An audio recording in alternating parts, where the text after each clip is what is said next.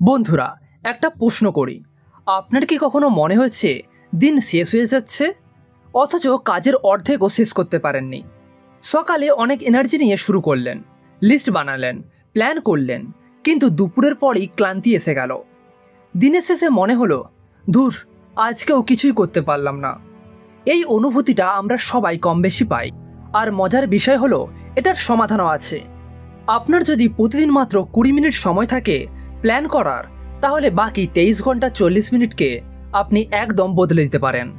বেকি র্যাপিন পোটারের অসাধারণ বই time management in 20 minutes a day এর মূল শিক্ষাগুলো নিয়ে। এই বই আমাদের শিখিয়ে দেয় কিভাবে সামান্য সময়ের ভেতরে আমরা আমাদের কাজকে সাজিয়ে নিতে পারি, প্রোডাক্টিভ হতে পারি, আর জীবনের গুরুত্বপূর্ণ জিনিসগুলোতে ফোকাস করতে পারি। তাহলে চলুন শুরু করি আমাদের আজকের যাত্রা। লেসন 1, সময় ব্যবস্থাপনার আসল উদ্দেশ্য। আমরা সাধারণত ভাবি টাইম ম্যানেজমেন্ট মানে যত বেশি সম্ভব কাজ গাদাগাদি করে শেষ করা, কিন্তু বইটা একেবারে শুরুতেই বলে এটা একটা ভুল ধারণা। টাইম ম্যানেজমেন্ট মানে হলো কম কাজ করে বেশি ফল পাওয়া। কল্পনা করুন, আপনার হাতে দিনে 10টা কাজ আছে, এর মধ্যে 3টা কাজ খুবই গুরুত্বপূর্ণ আর বাকি 7টা কাজ হলো ছোটোখাটো। যদি আপনি অগ্রাধিকার না দিয়ে সব কাজের পেছনে সমান সময় দেন, তবে হয়তো দিনের শেষে আপনার আসল গুরুত্বপূর্ণ কাজগুলোই অপূর্ণ রয়ে যাবে। তাই টাইম ম্যানেজমেন্ট আসলে হলো সঠিক কাজ বেছে নেওয়া আর সঠিক সময়ে করা। এটা শুধু কাজ গুছিয়ে রাখা নয়, এটা হলো জীবনকে গুছিয়ে রাখা। লেসন 2, প্রতিদিন মাত্র 20 মিনিট প্ল্যানিং। বইয়ের নামই বলে দেয় আপনার প্রতিদিন মাত্র 20 মিনিটের প্রয়োজন। এই 20 মিনিট আপনি দিনের শুরুতে অথবা রাতে ঘুমানোর আগে ব্যবহার করতে পারেন।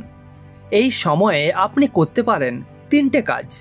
1 হলো আপনার টু ডু লিস্ট তৈরি করুন। 2 নম্বর, কাজগুলোকে গুরুত্ব অনুযায়ী সাজান। 3 নম্বর হলো সময় ব্লক করে নিন, মানে কোন কাজ কখন করবেন সেটা ঠিক করে নিন। উদাহরণ, সকালে উঠে যদি আপনি ঠিক করেন সকাল 9টা থেকে 11টা পর্যন্ত শুধুই একটি প্রজেক্টের উপর কাজ করবেন, তাহলে সেটাই করুন। 11টা থেকে 12টা পর্যন্ত যদি আপনি ইমেল চেক করেন, তাহলে সেটাই করুন। এবং বিকেলে ক্লায়েন্ট কল, তাহলে মস্তিষ্ক একসাথে সব কিছু নিয়ে চিন্তা করবে না। এভাবে 20 মিনিটের প্ল্যানিং আপনার বাকি পুরো দিনকে গাইড করবে। লেসন 3, অগ্রাধিকারের খেলা।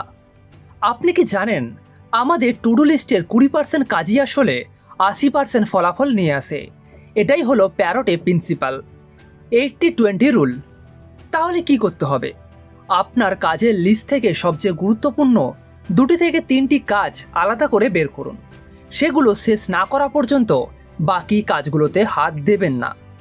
একটা গল্প বলা যাক। ওয়ারেন বাফেট একবার তার পাইলটকে বলেছিলেন, তুমি তোমার জীবনের 25টা লক্ষ্য লিখে ফেলো। পাইলট লিখে ফেলল। তারপর বাফেট বলল, এখন এর মধ্যে 5টা সবচেয়ে গুরুত্বপূর্ণ বেছে নাও। পাইলট বেছে নিল।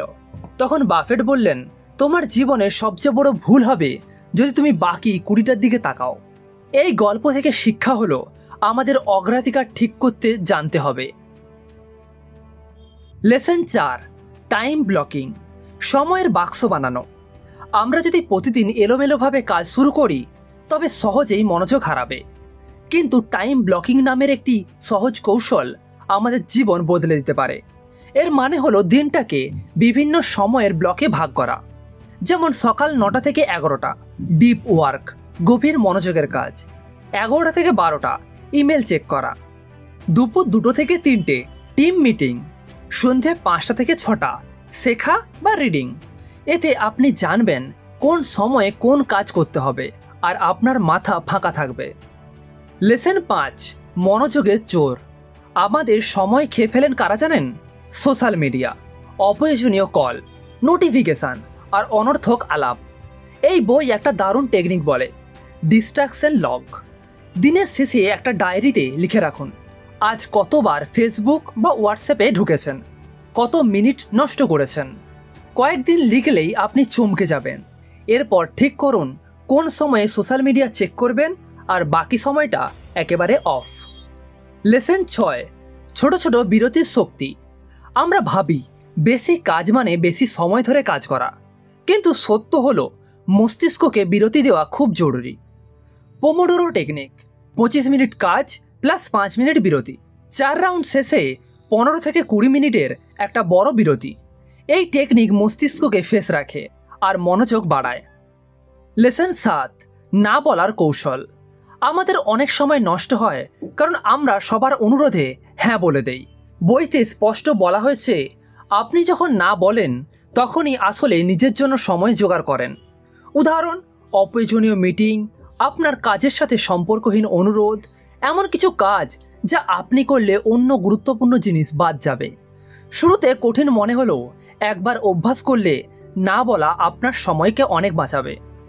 লেসন 8, ছোট জয় উদ্যাপন করুন। দিন শেষে আমরা অনেক সময় হতাশ হই, সব কাজ শেষ হয়নি। কিন্তু বইটা বলে বরং প্রতিদিনের ছোট ছোট অর্জনকে উদযাপন করুন। আজ হয়তো আপনি টু ডু লিস্টে 10টার মধ্যে 3টি কাজ শেষ করেছেন। সেই 3টি কাজই আপনার আসল অগ্রাধিকার ছিল। তাহলে অভিনন্দন, আপনি সফল হয়েছেন। এই মানসিকতা আপনাকে প্রতিদিন এগিয়ে নিয়ে যাবে। লেসন 9, সকালের শক্তি কাজে লাগানো। দিনের প্রথম কয়েক ঘন্টা হলো আমাদের সবচেয়ে প্রোডাক্টিভ সময়। বইতে পরামর্শ দেওয়া হয়েছে দিনের শুরুটা যেন হয় শান্ত, সুশৃঙ্খল আর ফোকাসড। সকালবেলা ঘুম থেকে উঠে সাথে সাথে মোবাইল দেখবেন না, বরং 20 মিনিট দিন ধ্যান, ব্যায়াম বা পড়াশোনায়। তারপর আপনার সবচেয়ে গুরুত্বপূর্ণ কাজ দিয়ে এটাই দিনের বাকি অংশের জন্য টোন সেট করে দেয়। বন্ধুরা, time management in 20 minutes a day আমাদের শিখিয়ে দেয় বড় পরিবর্তন মানে বড় বড় কাজ নয়, বরং ছোট ছোট অভ্যাস, প্রতিদিনের 20 মিনিটের পরিকল্পনা। এগুলোই আমাদের জীবনকে বদলে দিতে পারে। মনে রাখবেন, সময়কে আমরা নিয়ন্ত্রণ করতে পারি না, কিন্তু আমাদের কাজকে আমরাই নিয়ন্ত্রণ করতে পারি। প্রতিদিন যদি অগ্রাধিকার ভিত্তিক 2 থেকে 3টি কাজ শেষ করতে পারেন, তবে 1 বছর পর আপনার জীবন একদম অন্যরকম হবে। তাহলে আজ থেকেই শুরু করুন। প্রতিদিন মাত্র 20 মিনিট সময় দিন প্ল্যানিংয়ে। দেখবেন আপনার উৎপাদনশীলতা কয়েক গুণ বেড়ে গেছে। ভিডিওটি ভালো লাগলে লাইক দিন, বন্ধুদের সাথে শেয়ার করুন আর কমেন্টে লিখে জানান আপনি প্রতিদিন সময় ব্যবস্থাপনার জন্য কোন টেকনিক ব্যবহার করেন। এমন আরও বইয়ের সারসংক্ষেপ পেতে আমাদের চ্যানেল নেক্সট পেজ ইনসাইটসকে সাবস্ক্রাইব করতে ভুলবেন না। ধন্যবাদ ভিডিওটি দেখার জন্য এবং ধন্যবাদ আমাদের চ্যানেলের সাথে জুড়ে থাকার জন্য।